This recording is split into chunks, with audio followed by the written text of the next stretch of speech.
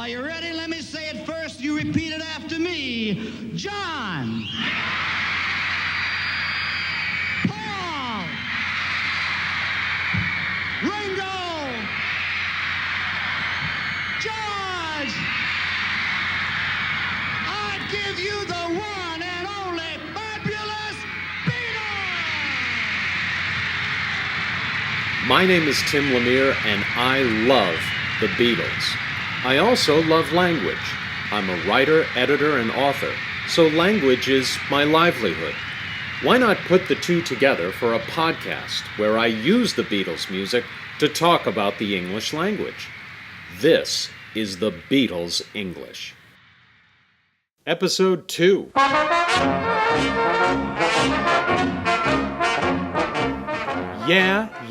Yeah.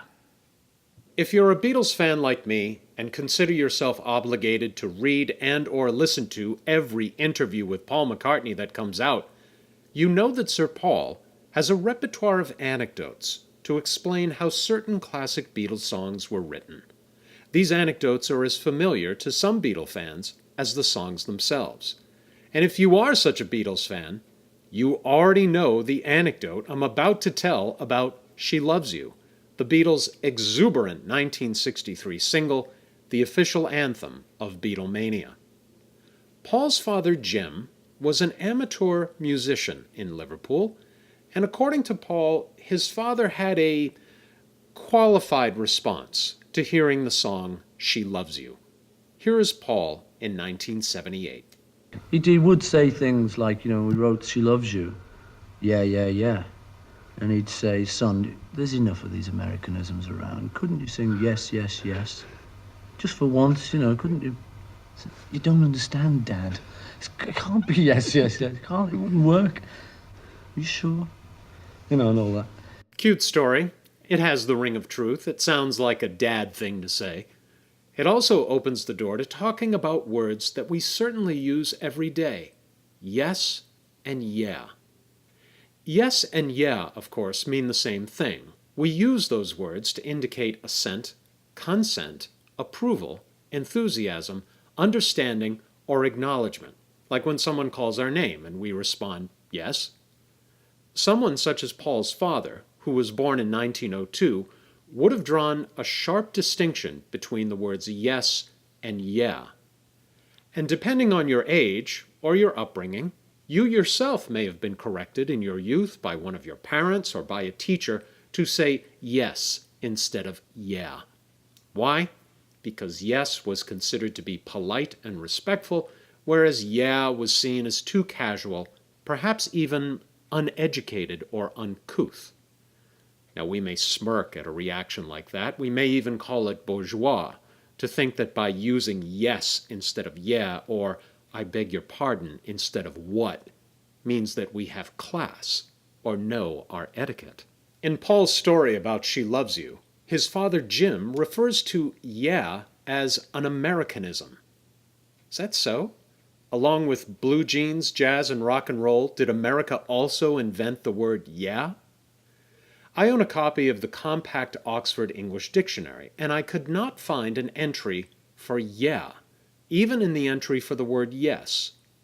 Some online resources I found point to an academic journal of regional dialects published in the United States in the first decade of the 20th century as the first citation of the word yeah. And still another source puts the origin farther back than that, to an adventure novel called On the Plains by an American author named Edward Sylvester Ellis. He has characters using the word yeah. I'd say the origins of yeah are uncertain. Yes is a very old word indeed, dating back to the Old English word spelled G-I-S-E or G-E-S-E, meaning so be it. Yeah, let us say, is a non-standard variant of yes, colloquial in nature, and whether it derived from people trying to say the word yes or I, or if you're from Maine, aya, the word yeah is today used by young and old alike in both formal and informal situations. That said, There are still some parts of our society in which yes is very much preferred. If you don't believe me, the next time you're in court and the judge asks you if you understand something, try saying, "Yeah, Your Honor," instead of "Yes, Your Honor." You will be quickly apprised of the preferred term. I also don't imagine that our nation's armed services anytime soon will relax their standards to allow soldiers to say "yeah" instead of "sir, yes, sir," or "yes, ma'am." Now, when the Beatles burst onto the scene in 1963 and 1964, their use of the word "yeah" in songs such as "She Loves You," "I'll Get You," "It Won't Be Long," and "Please Please Me" prompted members of the older generation to think that these mop-tops, despite the fact that they wore suits, were vanguards of a decline of standards among the young. Indeed, the word "yeah," or "yeah, yeah, yeah," was sometimes used to deride the Beatles as a silly boy band of no musical or intellectual depth. When I was a kid, I used to watch reruns on TV of an animated cartoon called The Flintstones, which was kind of like The Simpsons of its day, a primetime animated cartoon about a family. This was a prehistoric family, Fred and Wilma Flintstone, living in a town called Bedrock. On January 22, 1965, the Flintstones broadcast an episode called The Hatrocks and the Gruesomes. In this episode, a family of prehistoric hillbillies comes to stay with Fred and Wilma, and they greatly overstay their welcome. Happily, though, Fred discovers the one thing that will drive the Hatrocks back to the hills: bug music. So Fred and Wilma and their neighbors, Barney and Betty Rubble, don what look like beetle wigs and sing some bug music. Here's a clip. A one, a two. I said yeah, yeah, yeah. He said yeah, yeah, yeah. She said yeah, yeah, yeah. You get the idea. Is there precedent in pop music prior to She Loves You for using the word yeah? Well, yeah, there is. In my Beatles library, I found a quote from John Lennon in which he seems to credit the Beatles' early repeated use of the word yeah to Elvis Presley. John says that he and Paul borrowed the woo from the Isley Brothers, and, quote, "When Elvis did All Shook Up, that was the first I heard uh-huh, oh yeah, and yeah, yeah, all in the same song," end quote. With all respect to John, Elvis does not use all three of those phrases in All Shook Up. John might be thinking of the other Elvis song, Good Luck Charm, which begins, uh-huh, uh-huh, uh-huh, oh yeah. As for All Shook Up, what Elvis sings, to my ear anyway, is, I'm in love, I'm all shook up, ooh, ooh, yay, yay. Yay, of course, is a variant of yes, as in yea verily, but Elvis does not sing yeah in All Shook Up. You know who does say yeah? Cliff Richard in his 1961 song, We Say Yeah. Now, if you don't know who Cliff Richard is, don't feel bad, because Cliff Richard was a British performer who never really hit it in the United States. In fact, Cliff Richard's lack of success in the United States is what made some people in 1963 skeptical that if the Beatles ever went to America, they would be received at all well. Hence the Beatles' insistence that they not go to America until they had a #1 hit. People in the United Kingdom certainly know who Cliff Richard is. He is the third top-selling artist in UK singles chart history, right after Elvis Presley and the Beatles. In 1961, Cliff Richard and his backup band, The Shadows, were in a movie called The Young Ones, and in it, Cliff performs a song called We Say Yeah, to which the adoring girls in his audience add yeah, yeah in response. Have a listen.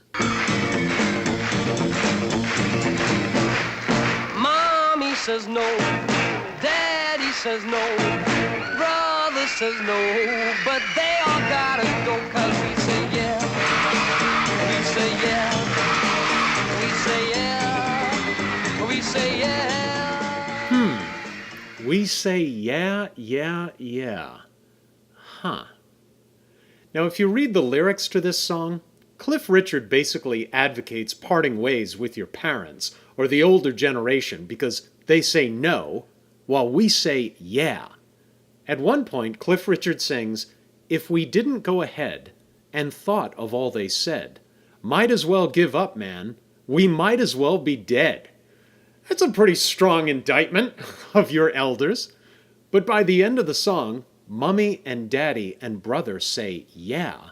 So, the song goes, quote, "maybe they're not so square," end quote. Yeah, therefore, is the emblematic slogan of the new swinging post-war generation of youth. Now, in 1963, the Beatles saw themselves as being very much different than Cliff Richard and the Shadows. In fact, an early instrumental composition from John and George is called "Cry for a Shadow," a cheeky reference to Cliff. Now, even if John and Paul were thinking of Cliff Richard and the song "We Say Yeah" when they wrote "She Loves You," something tells me they wouldn't admit it. Some quick facts about yes and yeah in the Beatles song catalog, according to an online search engine. The word yes appears in the lyrics of 32 of the songs the Beatles recorded. The word yeah appears in 35. And as a side note, the word love appears in 92 of their songs. Trivia question: what Beatles song contains the most instances of the word yeah? I'll give you a hint. It is not "She Loves You." We'll have the answer at the end of the podcast. Now, as I indicated, yes can be used to indicate assent, consent, approval, enthusiasm, understanding, or acknowledgement. If you watch the Beatles' animated movie Yellow Submarine, you'll see that the hills of Pepperland are dotted with large sculptures of words, including the word yes. Not yeah, not yeah, yeah, yeah, but yes. Now, that is not an advertisement for the progressive rock band Yes, although they did form in 1968, the same year that Yellow Submarine came out. Side note, there is a folk punk band called Yeah Yeah Yeahs, not the Yeah Yeah Yeahs, just Yeah Yeah Yeahs. And they did not choose their name because of She Loves You, but rather to reflect what they heard New Yorkers saying all the time. Yeah, yeah, yeah, whatever. John Lennon, in his 1973 song Mind Games, sang "Love is the answer" and "Yes is the answer." So yes can also connote a spirit of open-mindedness, positivity, acceptance, or peace. John had a special connection to the word yes. In November 1966, John dropped into an art gallery in London called the Indica, which was in the basement of a bookshop. One of the co-owners of the art gallery was Peter Asher. Paul McCartney was dating Peter's sister, Jane. The exhibit John Lennon saw was by a conceptual artist named Yoko Ono. John has said, quote, "There was another piece that really decided me for or against the artist, a ladder which led to a painting which was hung on the ceiling. It looked like a black canvas with a chain with a spyglass hanging on the end of it. This was near the door when you went in. I climbed the ladder, you look through the spyglass, and in tiny little letters it says, yes. So it was positive. I felt relieved. It's a great relief when you get up the ladder and you look through the spyglass and it doesn't say no or F you or something. It said yes." Now, when I was a kid and first read that story, I thought John was looking through a telescope, but spyglass is what the British call a magnifying glass. I wonder if John would have gotten the same sense of positive spirit if he looked through the magnifying glass and saw, yup, or uh-huh, or yeah, Sometimes no other word but yes will do. There is only one Beatles song with the word yes in the title, a lovely ballad called Yes It Is, released in 1965 as the B-side of the single Ticket to Ride. The conceit of Yes It Is a man addressing a woman, telling her not to wear red because red reminds him of another woman, a lost love. It's a beautiful song and very moving, and I doubt it would have the same emotional impact if the title were Yeah, It Is. Nevertheless, at the crescendo, John, channeling Roy Orbison, sings, Yes it is, yes it is, yes it is, oh yes it is. Yeah. The Beatles just can't resist that word. Let's go back to Jim McCartney and his request that the refrain of She Loves You be yes, yes, yes. Well, he did get his wish, because Peter Sellers, who is known to us Americans as Inspector Clouseau, but whom Brits of the Beatles generation know from the radio program The Goon Show, released a recording in the mid-1960s of spoken word versions of the Beatles' hit songs, including no fewer than 4 different versions of She Loves You in different accents: Cockney, Irish, Twit, and his character Dr. Strangelove, which may be the best one. You can listen to all 4 versions of them on YouTube. Here's a clip of the Twit version. Ah, hello, Nigel. Yeah, hello. Well, now, cut a long story short. Hmm? You think you've lost your love. Yes. Well, I saw her yesterday. Hmm? It's you she's thinking of. Hmm. And she told me what to say. She says she loves you. Yes? Yes. Yes. She loves you. Yes. Yes. Yes. She loves you. Yes. Yes. Yes. Yes. Hmm. She said What? you hurt her so. She almost lost her mind. Now she says she knows you're not the hurting kind. She says she loves you. Yes. Yes, yes. She loves you. Yes. Yeah, yeah. She loves you. Yes. Yeah. Yeah. Well, maybe Peter Sellers' humor doesn't translate to an American audience, but no doubt the Beatles and other fans of Peter Sellers at the time thought that these novelty records were hilarious. And Jim McCartney did get to hear his son's song with yes instead of yeah.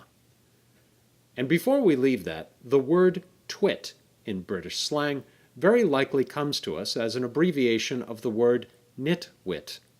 A nit, of course, being the young form of a parasitic insect or louse. Now, which song by the Fab Four has the most instances of the word yeah? Before we answer that, a brief word that my name is Tim Lemire. You can find episodes of the Beatles English on Apple Podcasts and on my website at timlemire.com, where you'll also find more information about me. If you're enjoying this podcast, please subscribe or leave a review. That helps other Beatle people to find it. The answer to our trivia question is It Won't Be Long, from the UK Beatles album With the Beatles, or the US Beatles album Meet the Beatles. By my count, the word yeah appears 55 times in It Won't Be Long, and the close runner-up is I've Got a Feeling from Let It Be, with yeah occurring 40 times. I'm willing to be proved wrong on that. In the meantime, I thank you very much for listening. Please tune in again when I will talk more about my favorite band and about words and language. My name is Tim Lemire, and this has been the Beatles English.